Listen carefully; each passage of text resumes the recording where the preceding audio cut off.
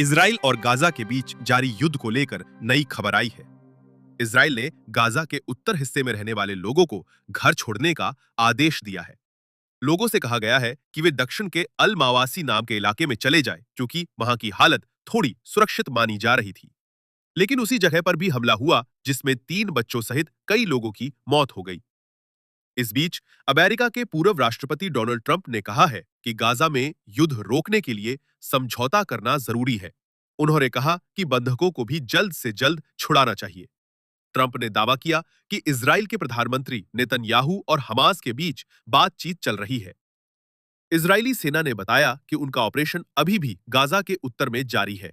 उनका कहना है कि वे आतंकवादियों और उनके ढांचे को खत्म करना चाहते हैं। रविवार को हुए हमलों में कम से कम 86 लोगों की मौत हुई। लोगों ने बताया कि कई घर तबाह हो गए। अलमावासी के जिस इलाके को सुरक्षित बताया गया था, वहां भी एक टेंट पर हमला हुआ, जिसमें एक ही परिवार के 5 लोग मारे गए, जिनमें 3 बच्चे भी शामिल थे। मां का कहना है कि हम सो रहे थे, तभी हमला हो गया। उन्होंने कहा कि हम वहां इसलिए आए थे क्योंकि इजराइल ने उस जगह को सुरक्षित बताया था।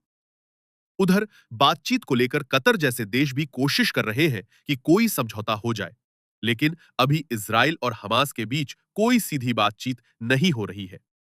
नेतन्याहू ने कहा है कि ईरान पर जीत के बाद उनके पास बंधकों को छुड़ाने और गाजा में हमास को हराने का मौका है। ट्रंप ने नेतन्याहू पर चल रहे भ्रष्टाचार के केस को रोकने की बात भी कही है। उनका कहना है कि नेतन्याहू के खिलाफ केस एक राजनीतिक साजिश है, जो बातचीत में रुकावट बन रही है।